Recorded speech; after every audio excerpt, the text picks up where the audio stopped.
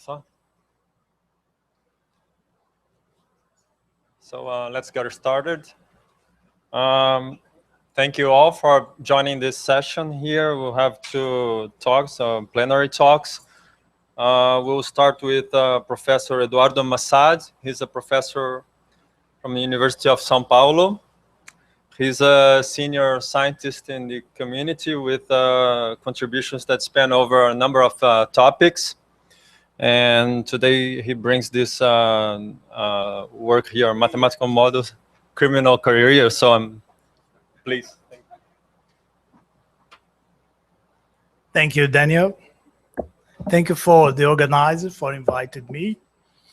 And I think I should ask you some latitude for steering away from infectious disease for a while.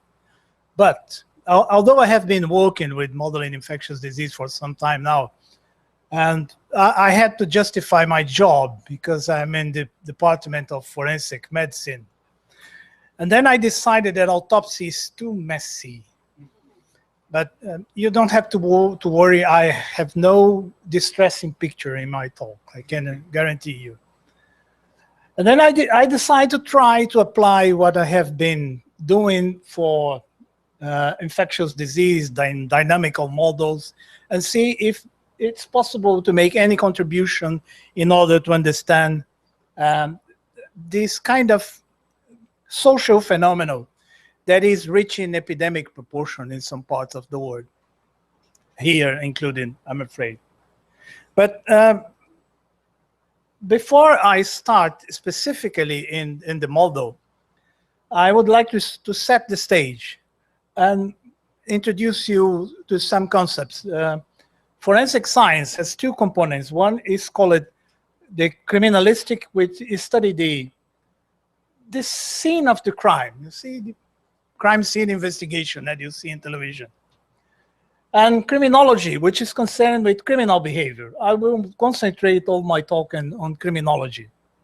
More specifically, in a new field of criminology, which is called neurocriminology.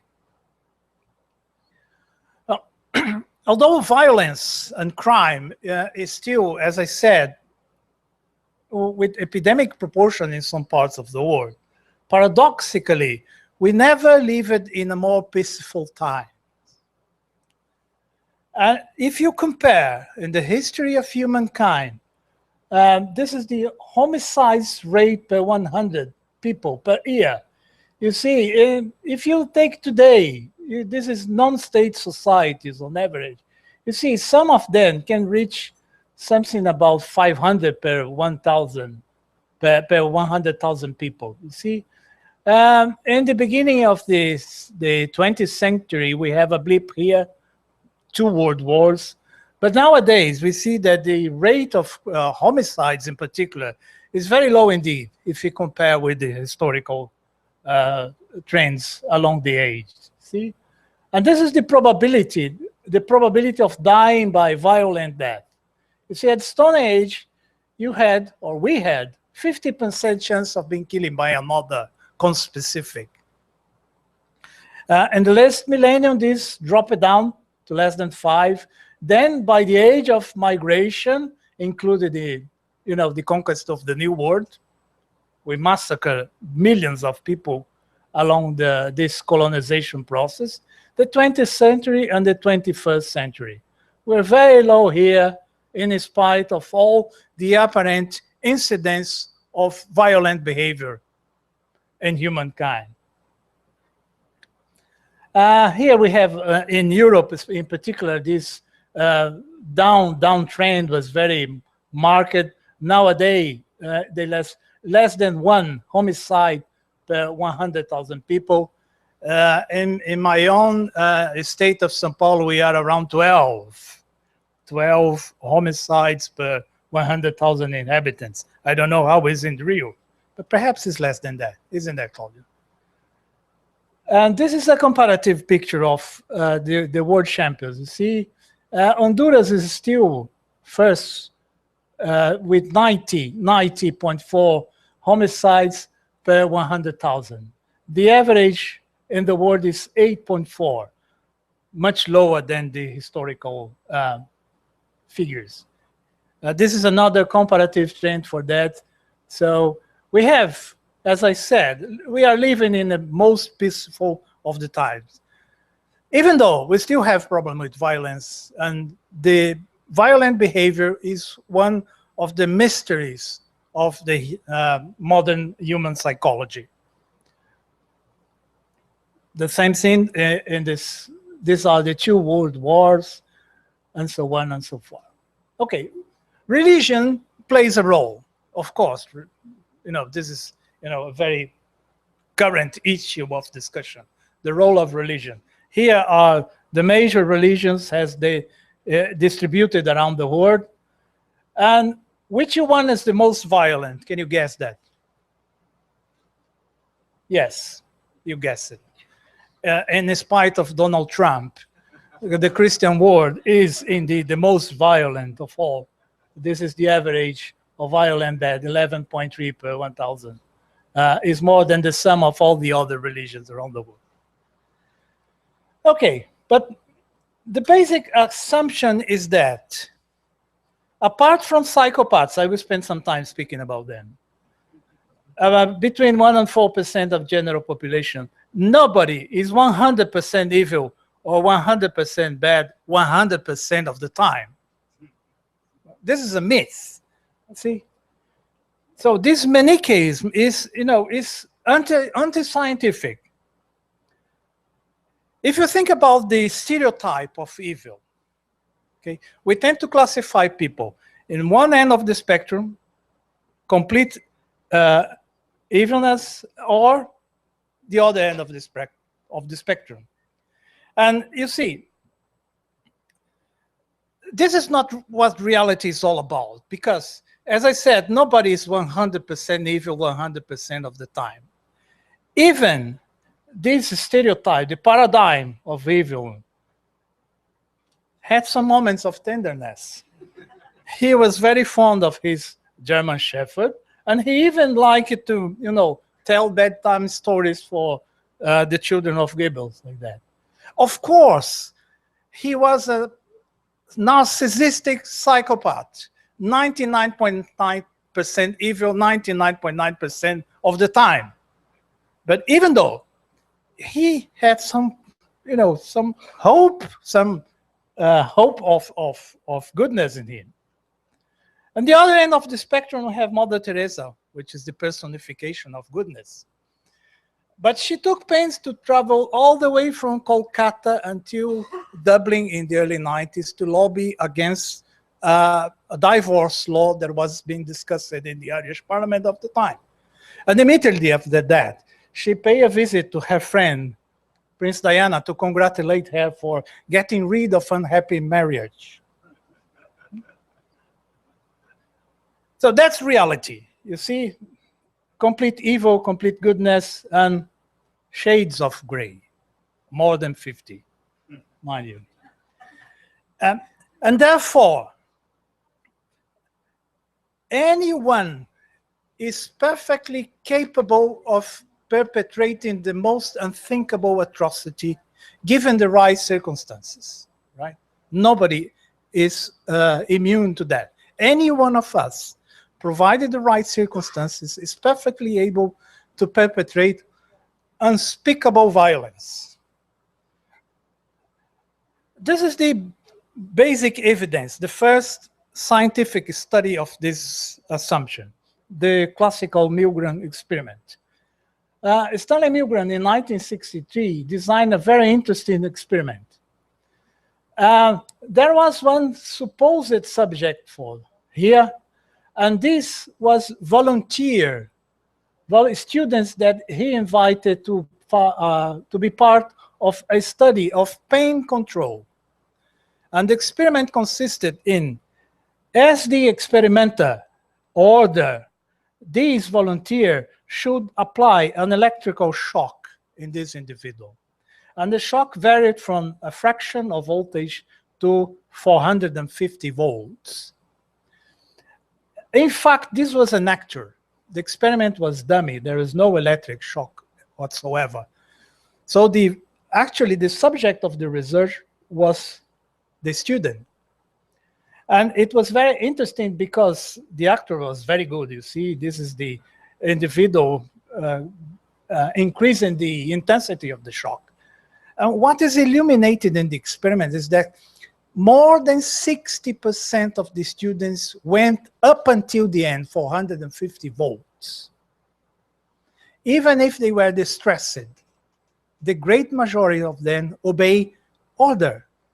So depending on the setting, any one of us is perfectly able to do this.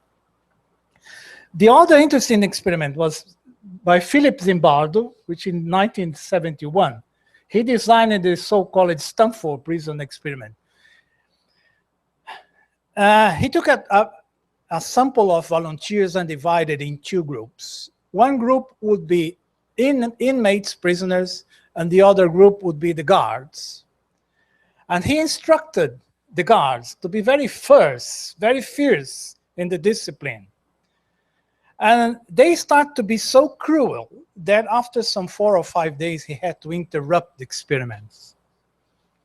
And then, because they were in power, so people in power, provided that you will empower them, they are able to do this sort of violent behavior. And this Zimbardo called this the Lucifer effect. This is the title of his book. And I will return to the Lucifer effect in a few moments.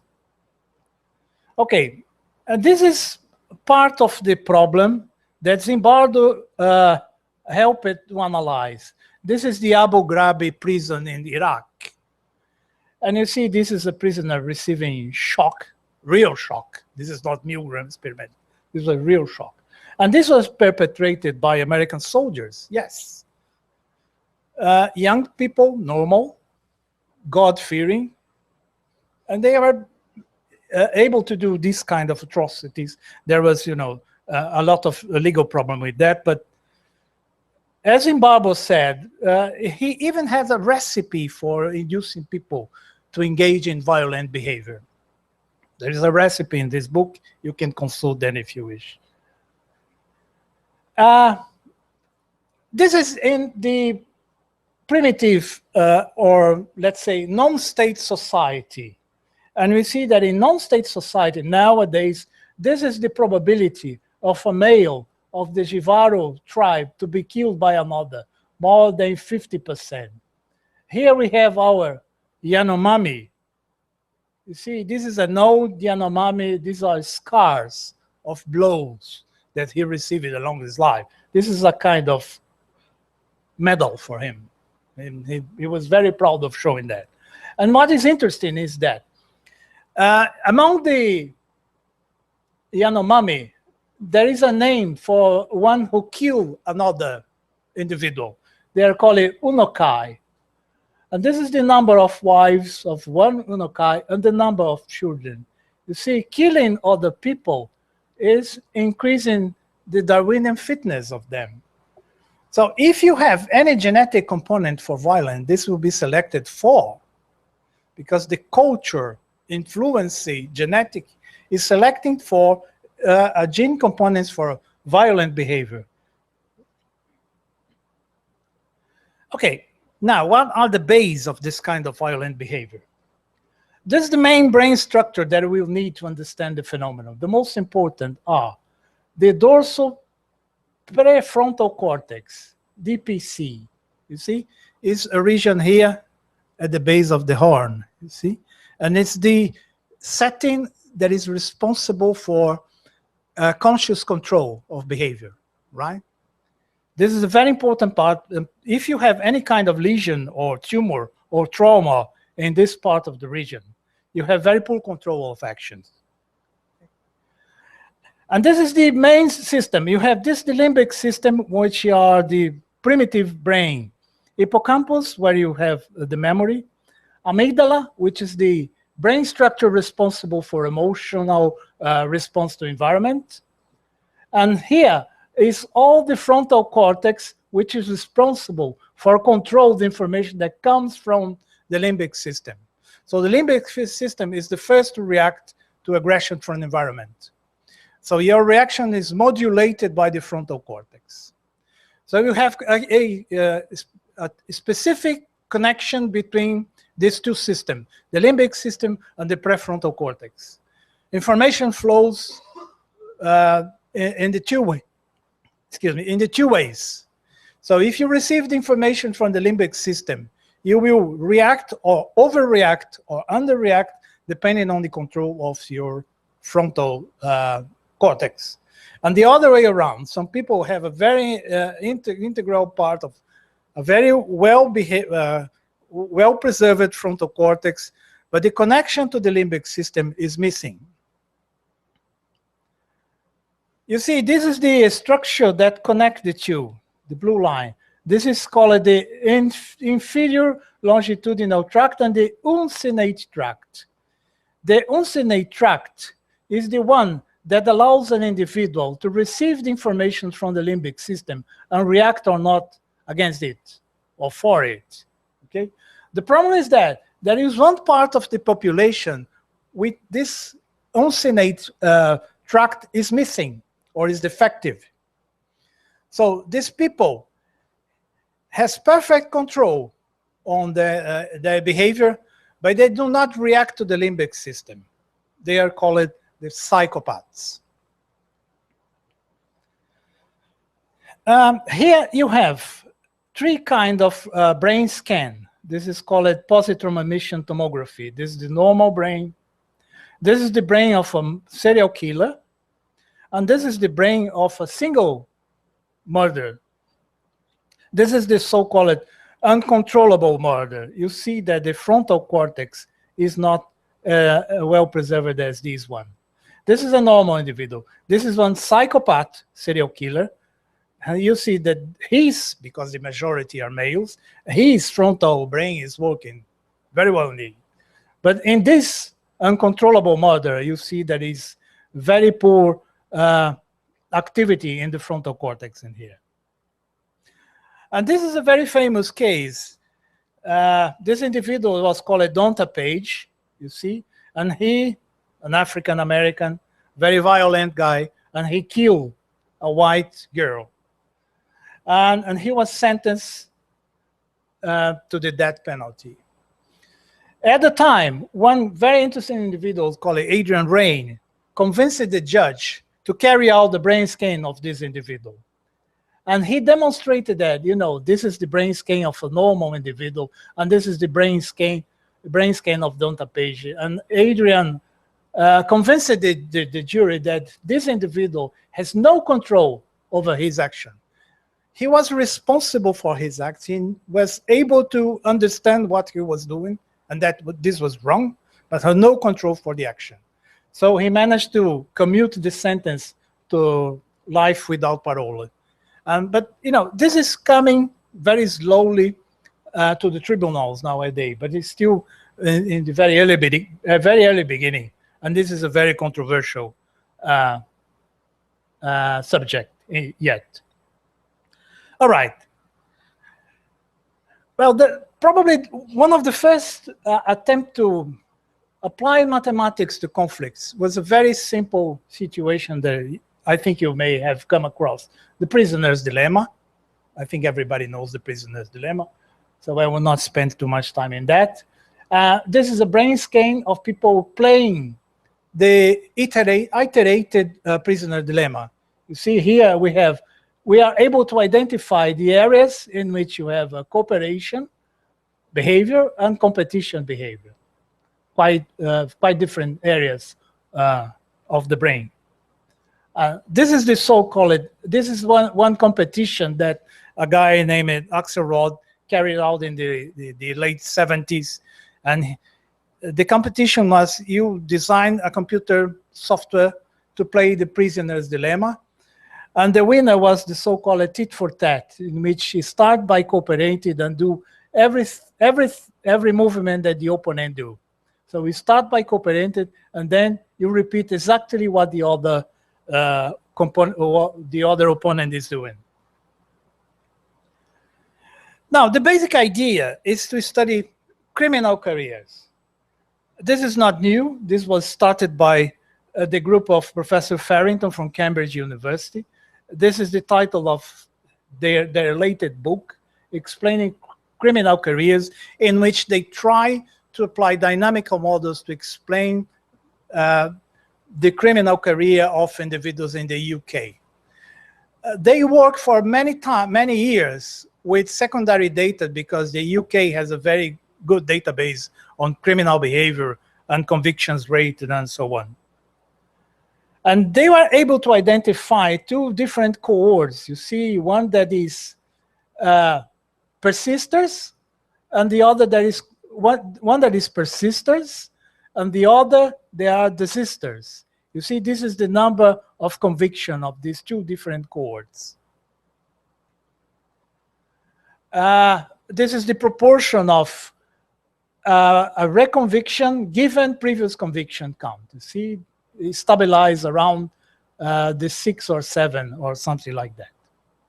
These are the two cohorts that they study. I'm just using that to illustrate what comes after that. And they were even able to fit one dynamical model. And this is the so-called dual risk recidivism model, in which you have, this is the high risk probability of recidivism, and P2 is the low risk, the two cohorts, okay, with the proportion of them. It's a very simple model, but it fits very well this huge database of the cohort that were born in 1953. Okay, this is the so-called interconviction survival time, also a dynamical model. The age crime curve, which is a very interesting indeed. You see that the age of crime peaks around 20 here. It begins with 10 years, because before that, people were not considered responsible in the UK. Here is 18. They are trying to push that back to 16, but very difficult. And this is the dynamical model of the size of the cohort according to the rates of reconvictions. Okay, this is very simple. It's very easy to understand that. I will skip that. This is the final model. You see, it's a very simple model of an exponential decrease in that. This is the probability density function of offender with this specific rate, and they fitted that according to their empirical data. All right. Now, this is still work in progress.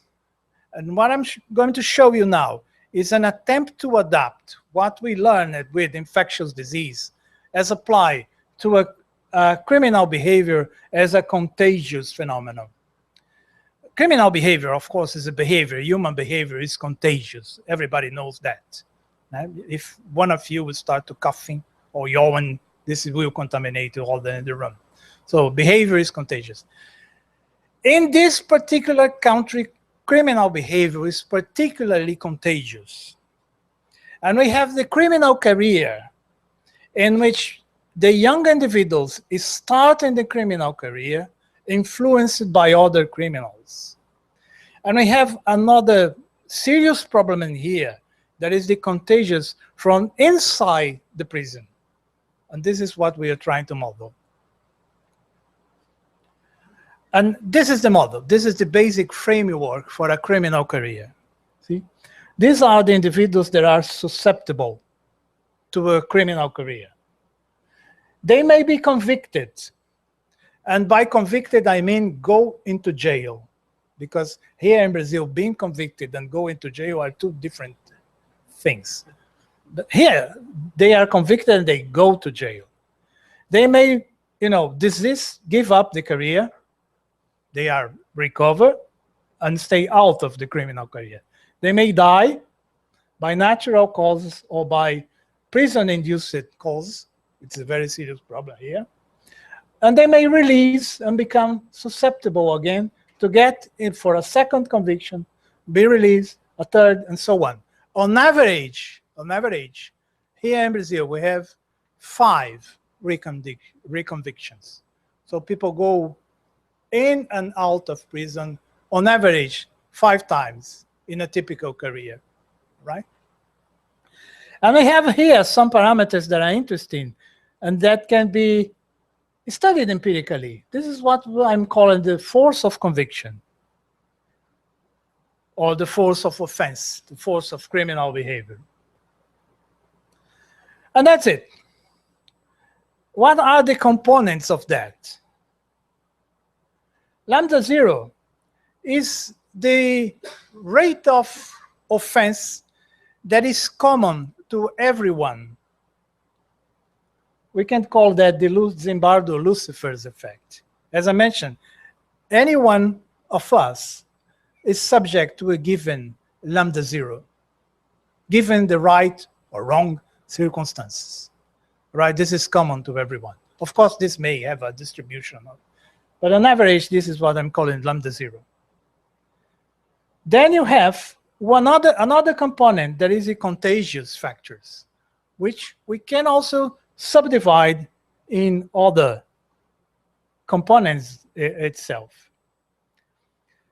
For the psychopaths, that is between 1% and 3% of the population, this that is not dependent on the influence of others is much bigger than the contagious component. They don't need anyone to instruct them to commit a crime. They are naturally susceptible to a criminal career. For the rest of the population, this tends to be less than that. This is an assumption, but it's a hypothesis that can be tested. And we can also try to design the basic reproduction number. Why that's important? Because these we have the components in which we can intervene in order to avoid that the young individuals can get into a criminal career, provided that we are able to understand what is the dynamics behind that. And this is the basic proposition of the model. You have one component here that is related to contagious. These are all removal rates. And this is the contagious one. You see, the individual that is inside the prison is influencing because it's part of this force of conviction, you see. Here you have a contact with individuals that are inside prisons. And this is one parameter that I will explain in a few moments what it is. So depending on the number of conviction in this particular cohort, you have to sum up all of them. So this is the component of influence of contagious from inside the prison to the individuals that are susceptible to start a criminal career. Here is mobile phone. So everybody knows that. And these are the components that is called peer pressures. Other individuals that are outside the prison, but through a given contact rate, is influenced the individuals who are outside the prison. So we have two influences in here. One, there are their peer, who lives with them, and the other from inside the prison. And this is the R0 of that, okay? It's not that difficult to estimate that. If we take just the first, only the first, this should be C1, only the first conviction. This is what is basic. This is a random component by other factors that are unknown. Now, we have static factors. There are factors against which there is no measure that we can apply. This is a component of lambda 0. Neurological constituents, if the individuals, is missing part of the brain, there is nothing you can do about that. Personality profile, it changes with time, changes with age, but it's not affected by external factors. It changed by itself. Age, nothing you can do about age, I'm sorry. Gender. Prenatal history. This is one of the most important components of criminal behavior. Prenatal history, what happens during the embryonic development, is crucial to all the rest of the life of the individuals. If I have to choose what is the most important period of life, is in the womb. Prenatal is the most important period of time in the life of individuals. Previous conviction. Psychopathy, genetic background, history of child abuse. So all of these are static factors that influence lambda 0, and there is nothing we can do about that. But there are dynamical factors in this parameter here. Drug use, unemployment, peer influence, educational level, socioeconomic factors, and history of abuse, we can do psychotherapy to correct this one. So these are the components of the criminal career dynamics in which we can intervene. So this will be the target for empirical work in order to understand how they combine. The contagious factors are between susceptible and convicted individuals. As I mentioned, here in Brazil is mobile phone. So it's possible even to quantify that. It's just a matter of will, political will. We can't quantify that. The contact between susceptible and non-convicted criminals, there are peer pressure, the social environment in which he's living, or she. Now suppose that we have a linear combination of all that variables with weights, right? At equilibrium, we would end up with something like this. Is missing the equal signal here, okay? So this is the equilibrium of the convicted individuals with age A, right? These are the force of conviction, the proportion of susceptible, all the rates. If we manage to understand how these components combine together to produce a higher or lower level of the force of conviction, we can carry out, for instance, sensitivity analysis, which is proportional to this partial derivative. For instance, for the psychopaths in here, right? This would be the equilibrium, part of the equilibrium sensitive to this parameter as related to the removal rates, and so on and so forth. So as I mentioned, this is work in progress.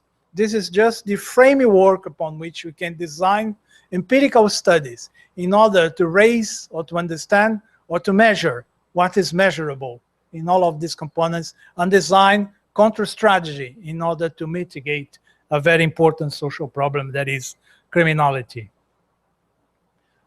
Yes, there is life outside infectious disease, okay?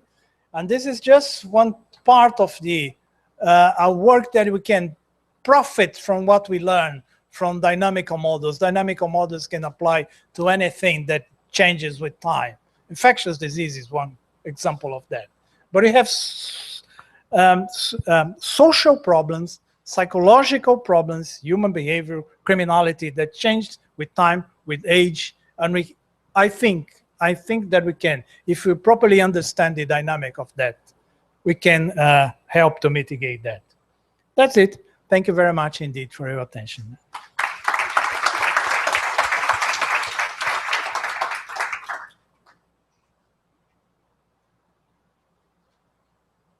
Thank you, Eduardo. We'll maintain the protocol as we did this morning, having the two plenary talks, and then after the talks, we'll have some time for questions, okay? So let me introduce you, Claudia Cody. Claudia is a leading scientist in Process C, Programa de Computação Científica Fiocruz, which is where I work as well. She has numerous contributions in the area of mathematical modeling, and I would like to say she teaches a class on mathematical modeling, which is a big success in the students in the epidemiology program. So thank you.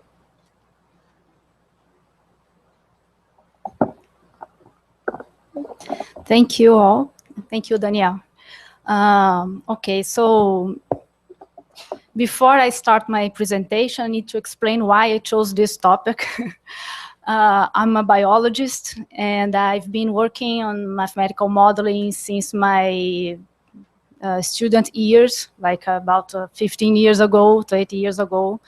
And in the last 15 years, I've been working in this public health institution.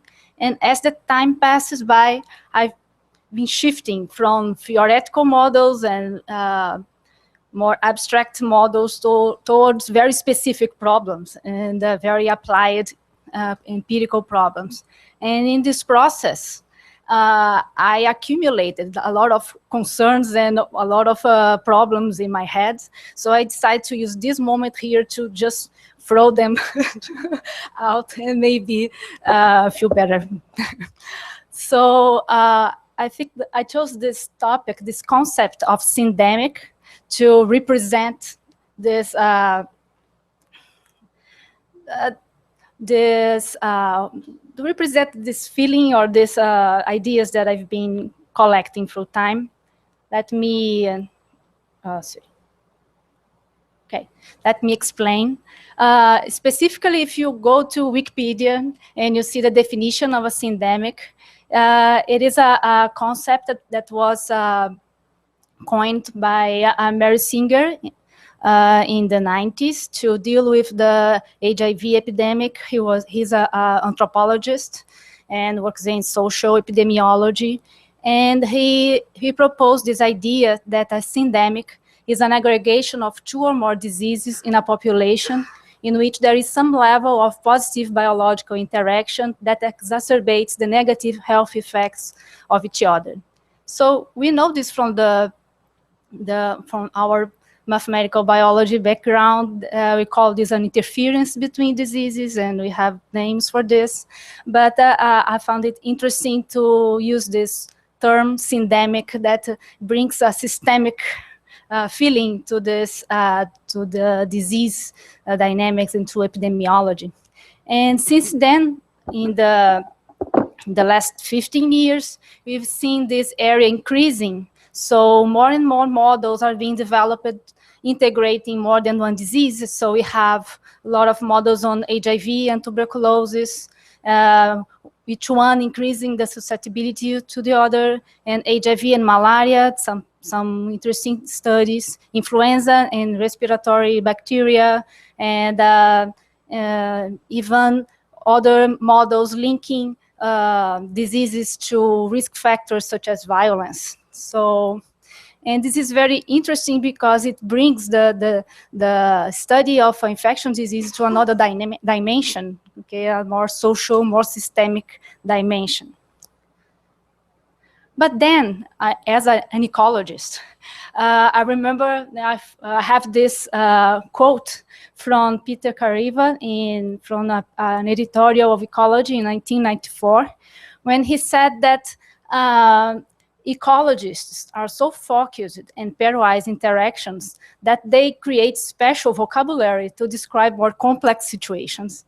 And this is very interesting because, okay, so why do we need to have this word syndemic to deal with this thing that's so natural, that's the interaction between diseases and between different pathogens that invade and interact with the same host? Okay, so maybe syndemic is not something that we need to study separate, but should be something that should be in the background of any work that we do. The same way that anytime we study a predator-prey, we need to think of all the other populations and species that are in the context of that interaction.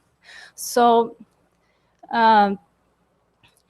for someone that lives in a tropical country like Brazil and many others, it's very difficult to ignore all the diseases that coexist. Okay, so of course, when I work, and most of us work, we deal with each one at a time.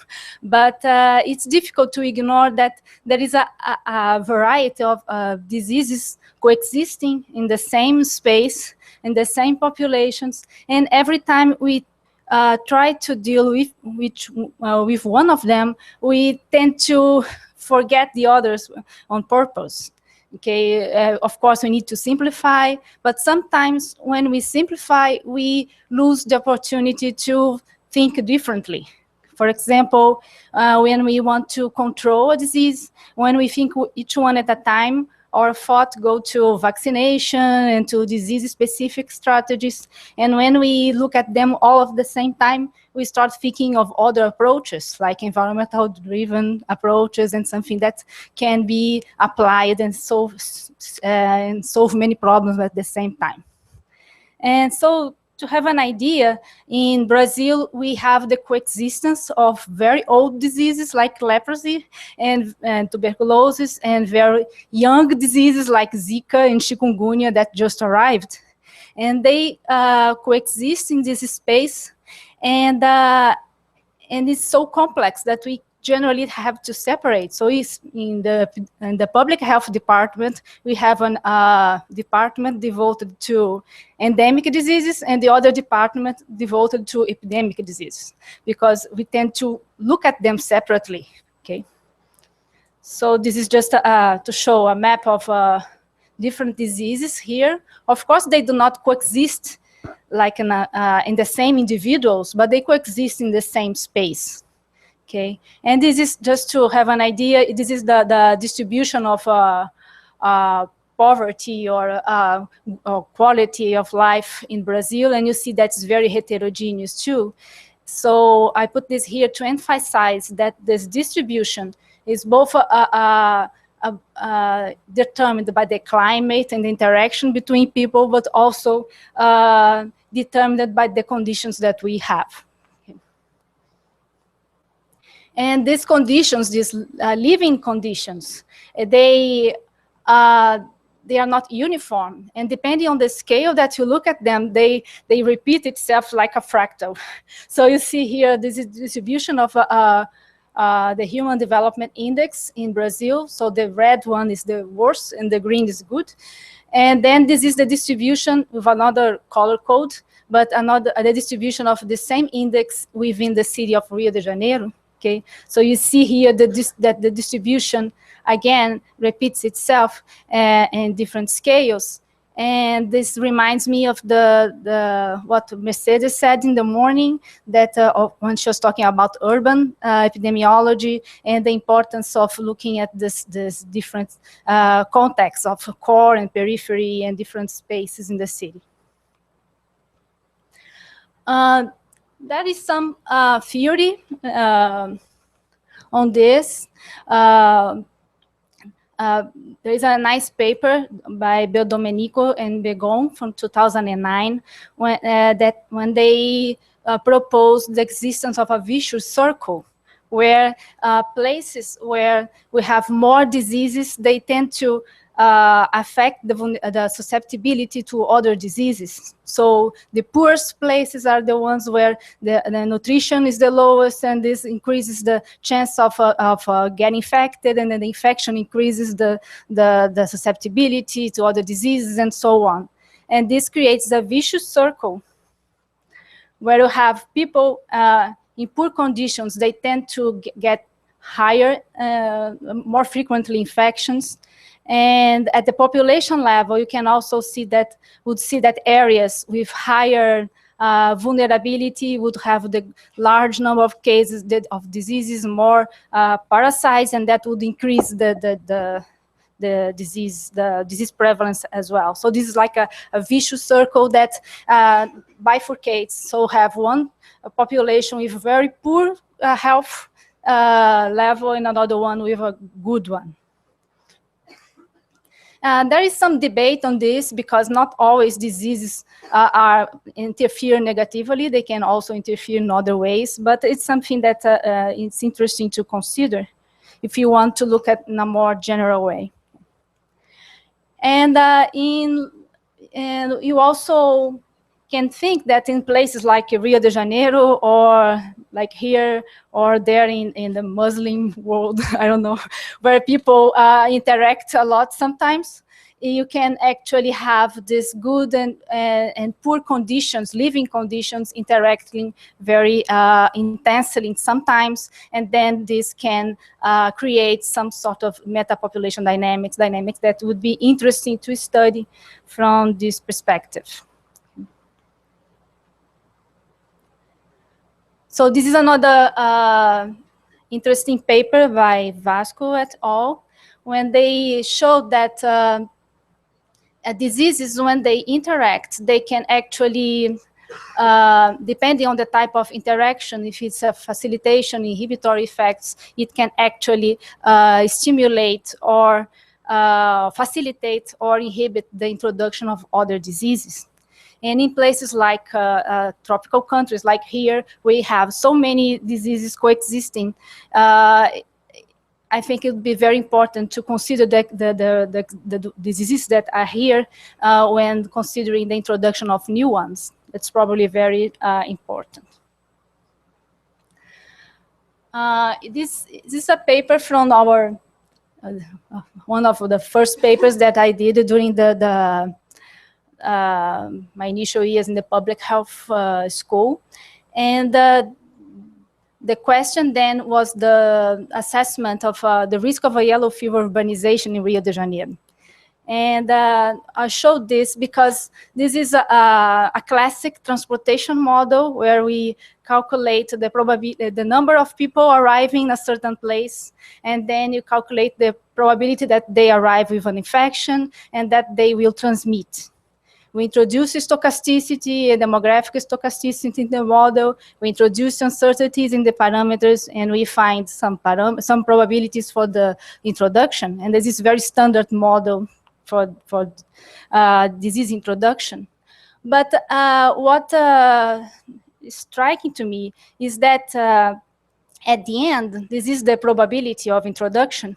And there is a lot of variation, but you see that according to our models, to everything that we knew, the chance of introduction was very high. So 10 years ago, we were expecting the introduction of yellow fever here or any other city in Brazil, in the non-endemic zone, because the movement is very high, transportation is very high, mosquitoes are very abundant, all the conditions are here to have this introduction.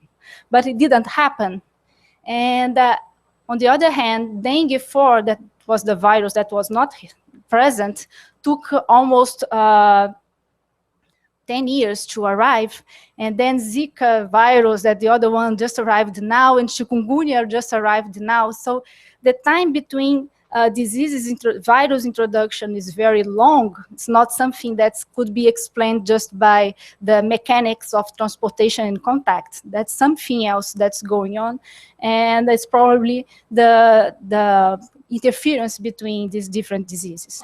And there are many hypotheses on this, that these diseases actually induce some cross immunity and some interference that could help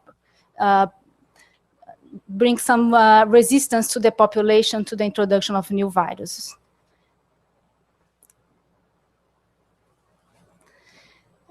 This year, when I was preparing this talk, I found this paper on the complex dynamics of synergistic co-infections on realistically clustered network. It was very interesting because this is a paper that I think this is the first one that I see that shows that when you have a cluster of diseases that actually that can be that interfere positively with each other, it can actually increase the chance of introduction compared to independent diseases.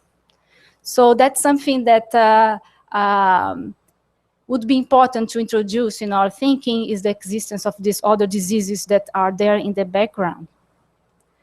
But this is not a very simple problem. Okay, so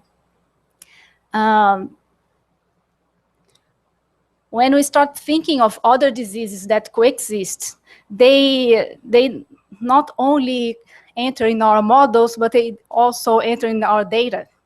So this is a time series of dengue cases in Rio de Janeiro. Okay, and when you look at this time series, this is a very beautiful data set with number of cases per week. It's very nice.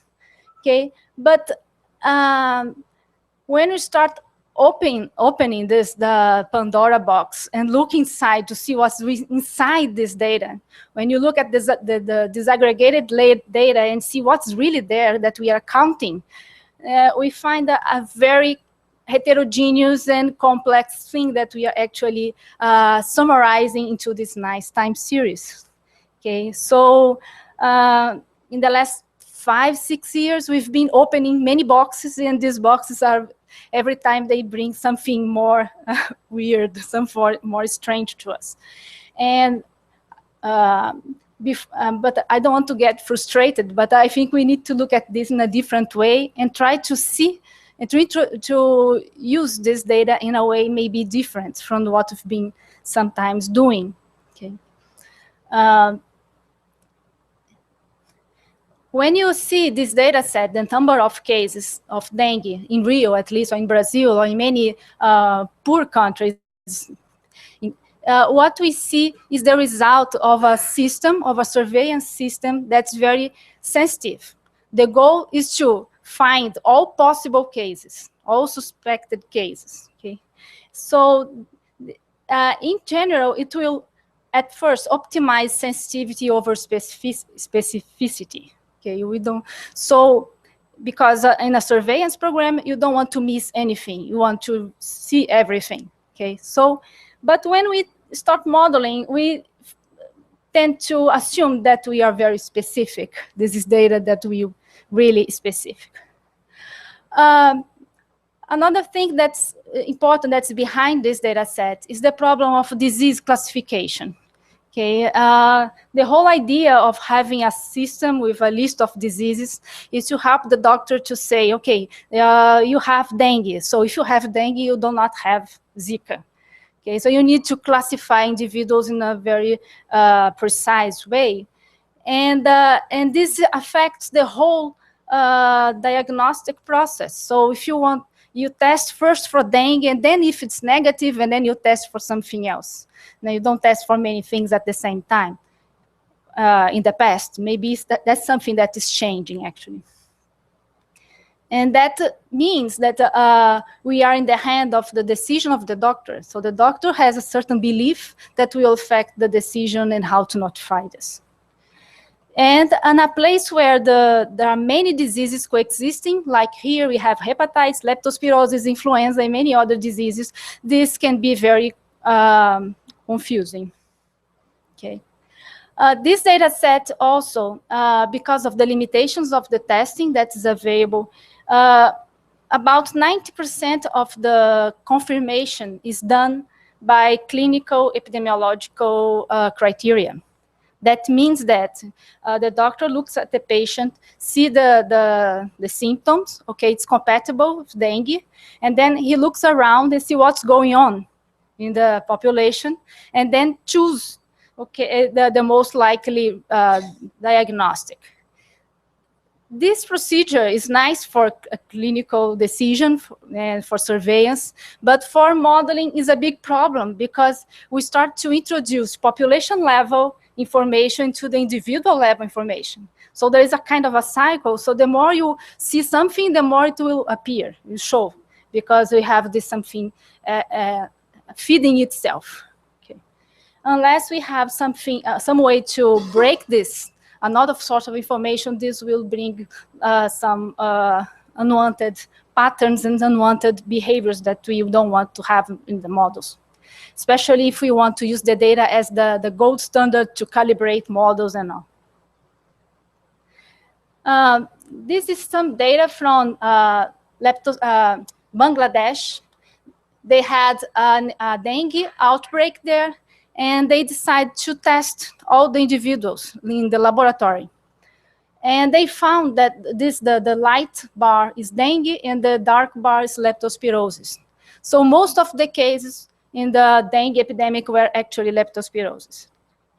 In this other study in Barbados, you can see well, but the same thing. The number of cases that was misdiagnosed as dengue was huge. Okay. And this tendency towards diagnosing dengue is, of course, driven by the media and all the effort that we put into the media, into education, that dengue is important, leptospirosis is not important. So this is something that will affect the doctor's decision, and maybe that's something that we should model as well, the doctor's decision. This is another one. That's an influenza outbreak in Puerto Rico, and this number here is the number of dengue cases hidden within the influenza outbreak. Okay. To see that this is something that can happen with different diseases. Here in Brazil, it's common to say, the doctors, a common anecdote, that if you have a fever in the summer, you have flu. If you have dengue. If you have a fever in the winter, you have flu. So we are actually creating data that's is affected by our own beliefs. Okay, so it's not an independent source of information. It's dependent on what we believe. And of course, this is getting worse now because here in Rio, in Brazil, now we have all these diseases transmitted by the same mosquito, and they have the same clinical syndromes, and they are difficult to separate for now. There are diagnostic tests being developed, but they are probably expensive. But still, we have now a situation where we have a time series of dengue cases, and for sure we know that this peak here is not dengue but Zika. We don't know for sure actually, but we infer from the other information that's probably Zika mixed with dengue that we have here, and this will remain the data set forever. So.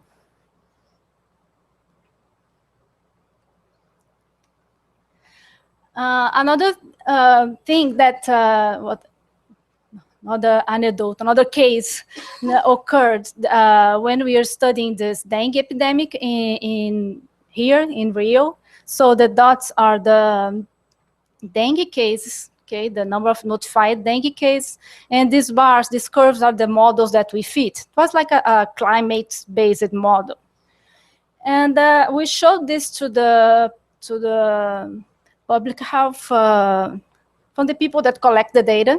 Okay, we show the model, and we are proud of this model, and we are only worried about this little bit of data that it seems that the data was increasing before the model. It didn't make much sense, but the explanation was given to us is that when you have a very sensitive system, a system that responds very easily to very eager to capture data.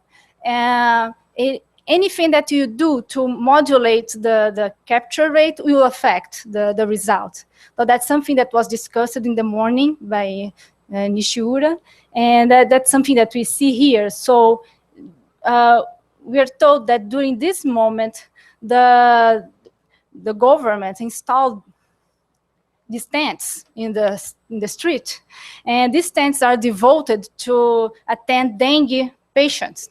So all people with symptoms of dengue went there to this place. So suddenly we have a situation where the number of cases increased just because it really opened the doors to these people. Okay, so and probably in this population you will have dengue and also will have other diseases. So it's very important, and it was something that was said in the morning. It's very important when you have like many alternative diagnostics, to find a way to track the system in different ways to get rid of this noise. Okay, one situation that we had in 2009, that's something that was also shown in the morning, and in Korea, I think, is the situation of the influenza epidemic that occurred in 2009. Okay, and this is the data set that we have. And we were puzzled in the beginning by this initial bump here in the series, and trying to find explanations for this. And then we saw this in other countries as well, this bump. And it took us maybe a couple of weeks to understand, to see that what's actually going on here was a change in case ascertainment.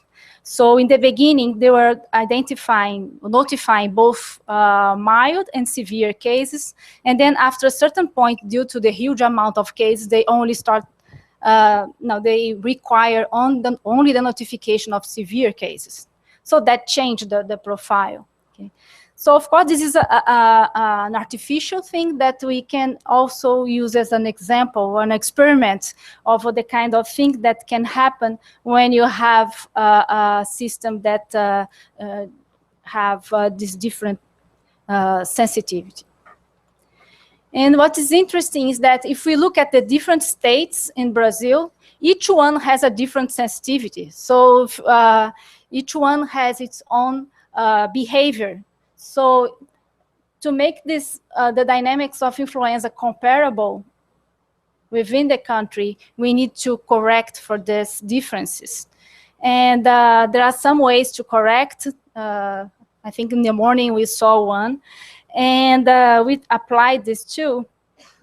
And since we had a series of mild cases and severe cases, we were able to correct the time series by feeding the data to the severe cases that are more specific, and then extrapolating the mild cases, assuming a certain mild severe ratio.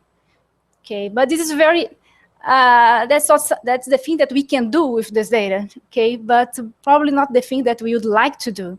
I would say that the best thing would be to really have access to more detailed and alternative time series that we could use in this process. It's important to say here that we only been able to do this because we had access to the disaggregated data. So we're able to look at the symptoms and then classify the people in different syndromes and then look at the dynamics. And that's different from another perspective when you see the number of cases simply aggregated in the whole thing. Okay, so the more information we have, I think the best we can do. That's something that we know.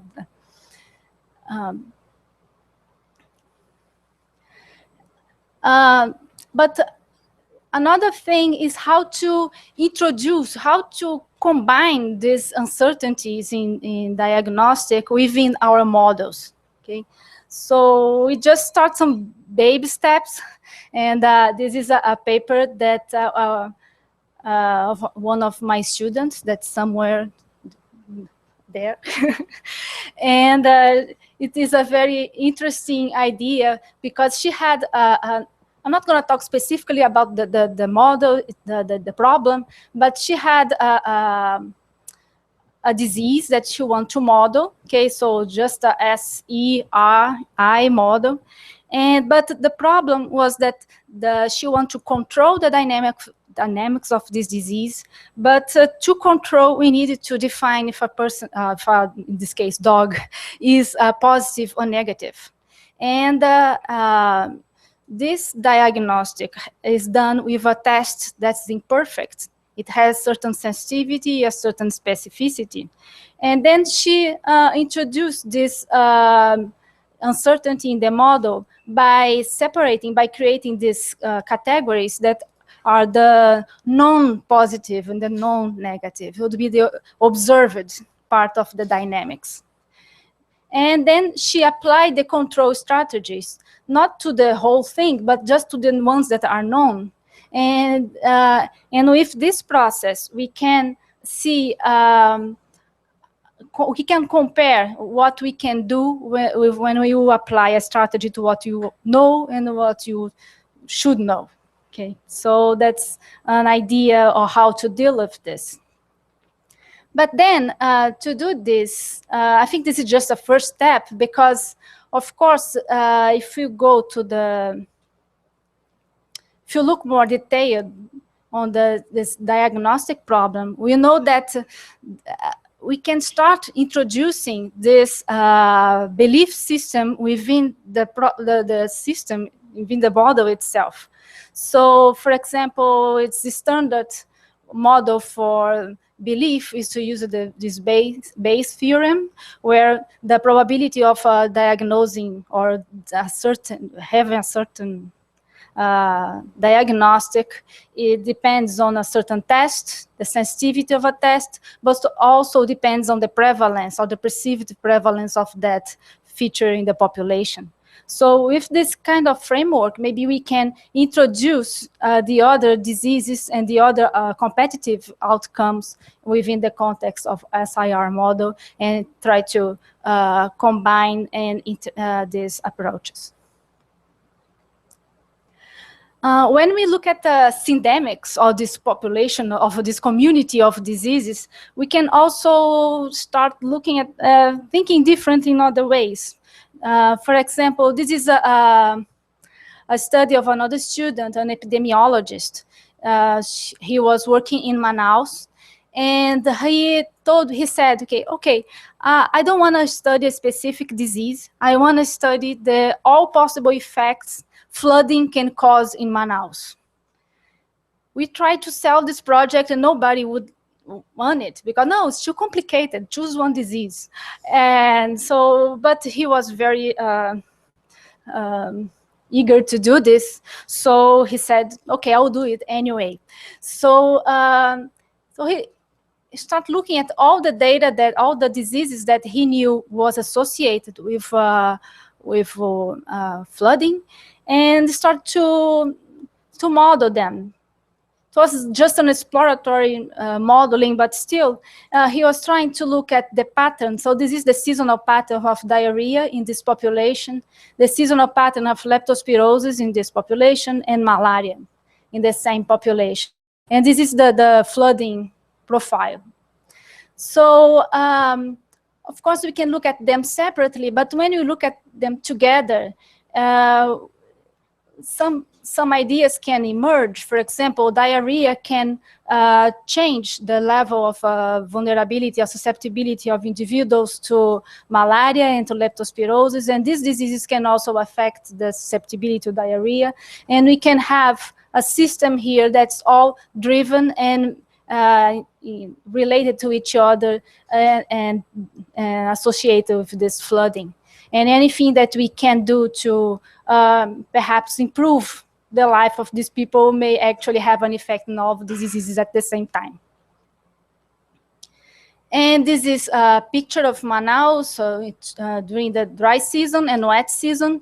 And you see that these people also live in very specific areas. So it's something similar to the core and periphery pattern that Mercedes showed in the morning, where you have a part of the population living in a condition that's maybe in a vicious circle of diseases, causing diseases that causes diseases and maybe violence too. And another part of the city that doesn't have this, but interacts with this area. Okay, and if we can maybe think of ways to look at this problem in a more integrated way, we can actually may have an idea of bright idea how to change the life of these people and everything. But of course, there are many challenges for this. This is not a simple topic, but it's something that is dear to me, because as we see more and more problems emerging every time, we see that we cannot deal with each one at a time. It's better to deal with all of them at a time, at once. Okay, but to do this, we need to change a lot of things. We need to change the way we collect the data. Nowadays, it's impossible to link the data, so I don't know if a person has diarrhea and flu and dengue, so you can't connect this. So how can we model this? We need to introduce the possibility of co-infection as a diagnostic, or at least to have access to the syndromic diseases, so we can actually classify ourselves as we think. We need to collect more data. So, as I said, the symptoms, but also have an idea of the effort to model, effort to collect the data, because if we don't have this information, we always have to make very strong assumptions on this ratio between severe and mild cases, death and cases and all. So, but if we have more information on the reporting units and how all this metadata, maybe we can improve our data. And in terms of the modeling, I think there's a lot of room for including uncertainty in the diagnostic within the models, and the open area of, I know that there are some people doing this, but I think that's something that could increase. We could look at more on the synergisms and antagonisms between diseases. I count the number of papers dealing with 2 diseases in the epidemic journal. So in the epidemic, we have like 100 papers on modeling and just 5 associating 2 diseases. And all of them, in all of them, HIV was one of them. But we could do more. I think we can do more. And also, when you, a side effect of looking at these things is these synergistic effects and antagonistic effects is to allow the emergence of more integrated control strategies, maybe more cost effective and maybe more happy outcomes. That's the thing. Okay, thank you.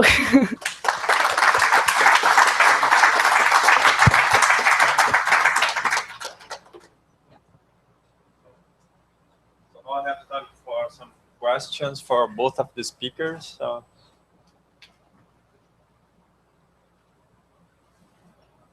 questions?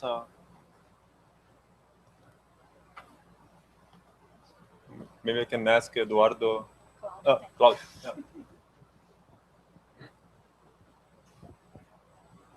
Yeah. Eduardo, a few years ago, there was a paper published in PNAS claiming that we don't have free will. There is no free will. And apply this concept to the justice system, claiming that people should not be punished since we don't have free will, okay? And there seems to be an overlap between this claim, which is a very well-discussed claim in philosophy, and the claims you are making. Would you like to react to that? Yes, there is even a paper in one of these, I don't remember where, but it's called My Brain is to be Blamed. And this is of course, this is a philosophical discussion that we could carry out around the beer. But what is accepted in the justice system is the concept of responsibility. So if you are able to understand what you are doing, and if you are able to project the consequences of your act, you are responsible for your act. Even if you have interfering problems around that, you can modulate what society will react like in the case of Donta Page. Of course, he had a very poor background.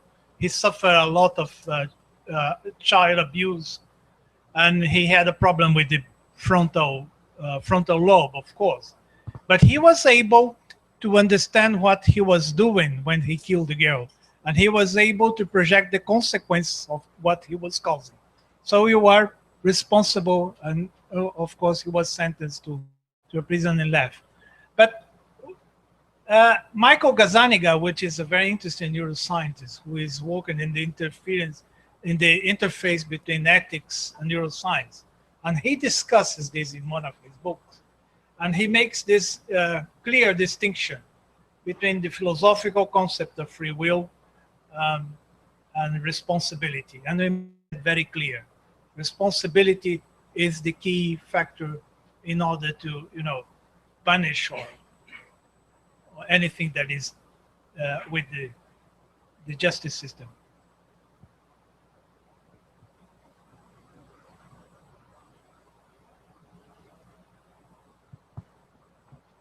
More questions?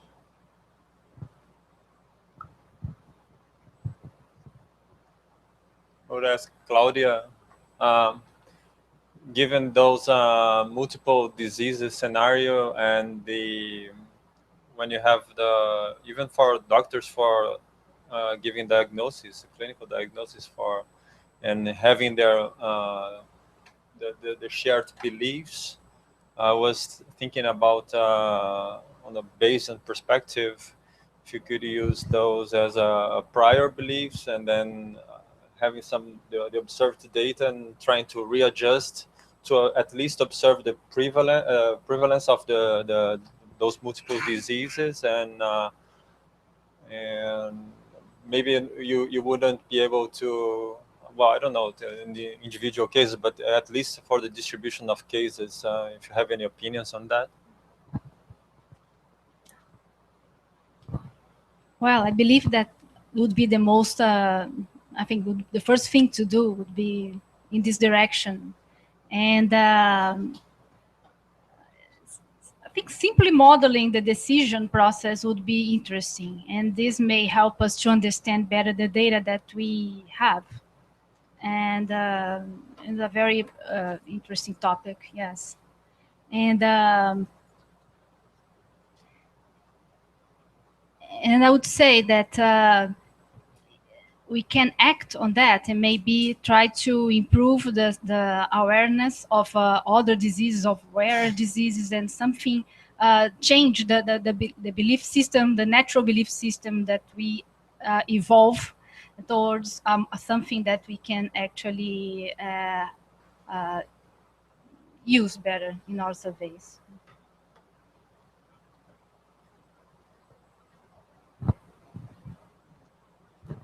I have a question for Claudia concerning the lack of information that we have on multiple diseases and the fact that's very sad that we don't record multiple events when you record a case. We just record them separately.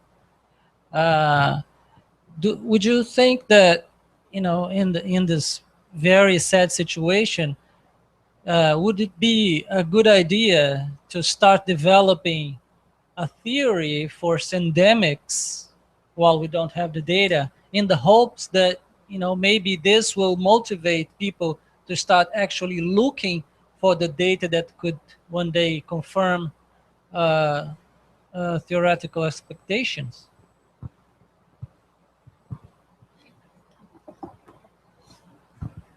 Well, there is a developing syndemic theory happening, mostly in the area of, as I said, HIV and many diseases, or sexually transmitted diseases and violence, drug use, and all this. This is something that has been developed in the last years. And this is starting to emerge and in the respiratory diseases background. But I think we, instead of looking at these as special cases, if we could look at them as the common situation from which we take the subject of interest, this is would be a different perspective on the problem. So would be nice to know in which situations we could look at diseases separately, and what situation we should consider the background. And this, for this, a theory would be interesting to be developed.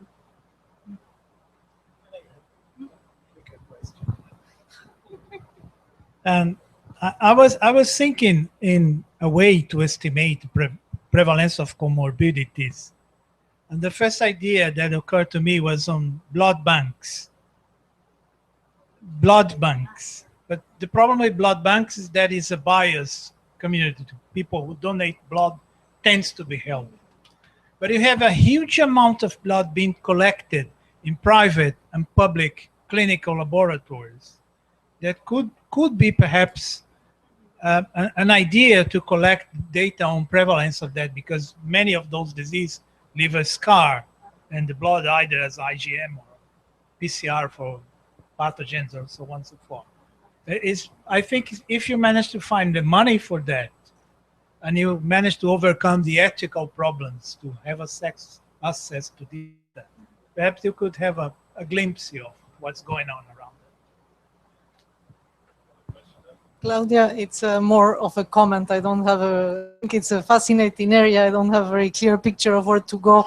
There were interesting studies early on sort of joint from statistical data by Joel Cohen and others on co-infection of different malaria parasites. But it raised many issues regarding the data, so that was statistical. There were more recent studies that were very interesting at the macroecological level on the sort of latitudinal patterns of poverty. This is work by Matthew Bonds, Andy Dobson, and so on, worldwide patterns, trying to relate it in some analysis of causality in both directions to vector disease diversity in the world. So trying to ask these questions about the directions of causality in this enormous data set about disease, mainly parasites, vector transmitted diseases, and poverty. Now the problem is that we end up, you have to think like a lot of these may have even just comparisons of simple diseases in terms of patterns may be very useful in cities, in urban environments, in terms of public health, and also to convince people that these kinds of comparisons be carried out. And so the problem is that we are stuck with a framework to model interactions. It's the same as are we going to do two-way interactions in a mechanistic way? There is more and more interest, at least in complex systems, about truly higher order interactions that are not building from just networks of two-way interactions.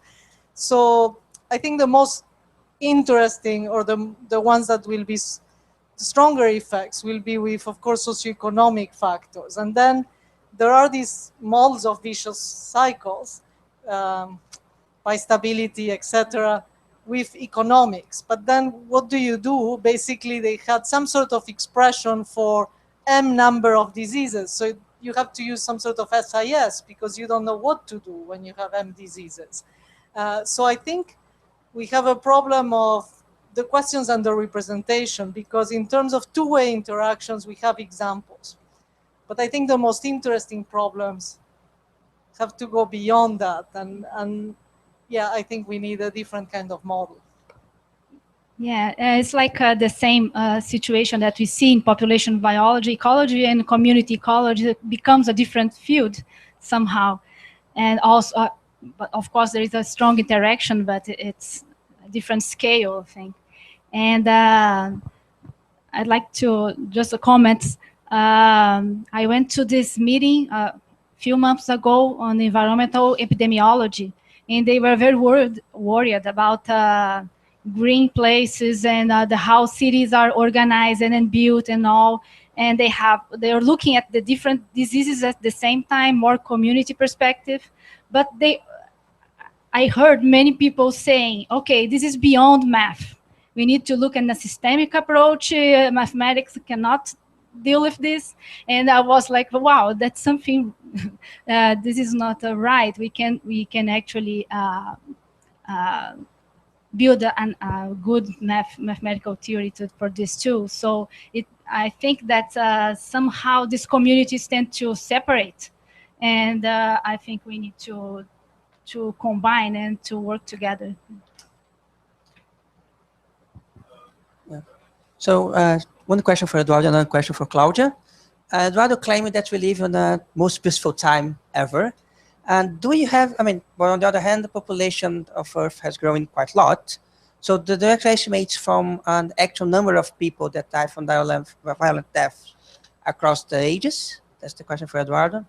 And for Claudia, it's, as far as I'm aware, as soon as you try to model more than one disease into a single model, you usually find backward bifurcations. And that usually means that there's a dichotomy of R0 that usually finds in the simplest model, that if R0 is less than 1, the disease-free equilibrium is globally stable, and R0 greater than 1 is usually the order in the, when we have only one endemic equilibrium, it should be globally stable. This is just disappears.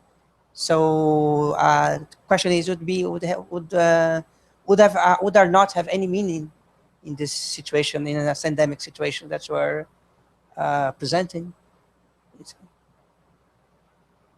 Well, if I well understood your question, is what is the relationship between violence and size of the population? Yes. Is that, well, yes, indeed, the population is growing up and violence is going down. This doesn't make too sense, because I would expect quite the contrary, because as you increase the density, the number of people in the same region, competition, trigger violent behavior. The main reason for the reduction at least in homicides and violence in general, is the presence of a strong state. So the monopoly of violence belongs to the state. So if you have an organized and well organized state, you can manage to control that. Okay. Contrary to the popular belief, we are a reasonably peaceful species. So if you don't believe in me, put 400 chimpanzees in a jumbo jet in Rio and open the door in London, you see, you know, blood everywhere, right? So in a sense, you have the process of civilization is, you know, taming our violent instincts in a sense. So the more civilized we are, the less violence is around, in a nutshell. But that somehow contradicts the idea that, which I agree with you, that usually violence is selected for evolution. Yes, it is in that kind of, if I may call civilization, right? In there, people who kills, the man who kill another man is attractive for the females. Here is the country, or here. In civilized situations, it's quite the contrary. Okay? That's a case, in the Yanomami, is a case of sexual selection. Females are attracted by, you know, men who kills each other. That's why this gene for violence is selected for. So females are a key factor in that, believe me. Sorry, Max, can you repeat? Question. So I was saying that usually when you have a model for that you try to include more than one disease, for most of the models I know that try to treat that, you start to have backward bifurcations. Basically means that R not less than 1 doesn't guarantee that this free equilibrium is unique, and most of the time doesn't guarantee that it's globally stable. So in some sense, the dichotomy that, well, at least as mathematicians as me all love, that if you have R not less than 1, you have global stability of the disease-free equilibrium, and that's what, I mean, what usually say for the public, that, I mean, if R not less than 1, we broadly safe, yes. But we have this kind of backward bifurcation. You can start to have persistence of the disease, even if R not less than 1, and the question is, I mean, does it not have any meaning for syndemics in this sense? Yeah, I think that means that if you start considering the situation with multiple coexisting diseases, these interactions would be maybe the explanation for the patterns that we see, isn't it? And not to consider the interaction between diseases will cause will lead to models that cannot be so good for prediction of the patterns that we observe.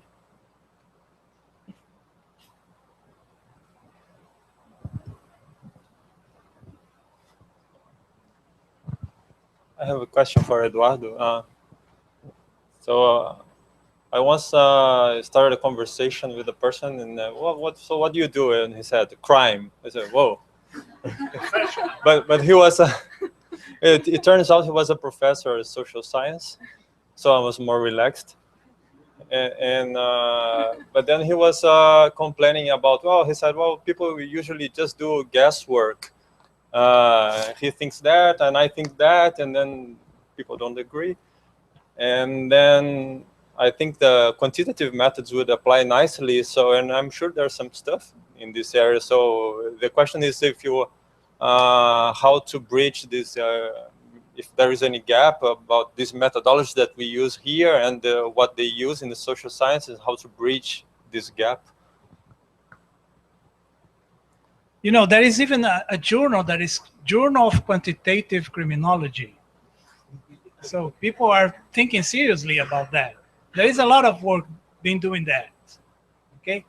And I think that the main contribution that models can bring to this field is to organize, to organize the party.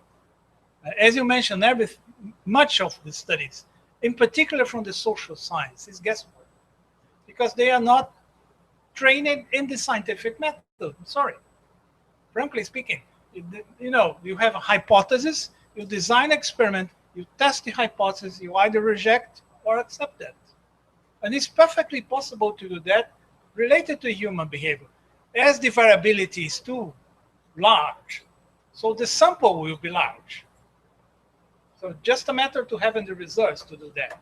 But if you manage to imagine what are the determinants of certain kind of behavior, it doesn't need to be crime, anything that you want. Okay? You have addiction to mobile phone, addiction to YouTube, or whatever. You can design an experiment to, raise the values of the parameters. You fit a multi-variable Poisson model, and you see what is the relative contribution of each one of those factors, determining that sort of that or other behavior. Then you can design a sensitivity analysis to see, or if you want a factor analysis, right, to see what are the components that are contributing mostly to this kind of behavior, and then you interfere, right? It's just a matter of applying sheer science, nothing more than the old and good scientific method. Any questions?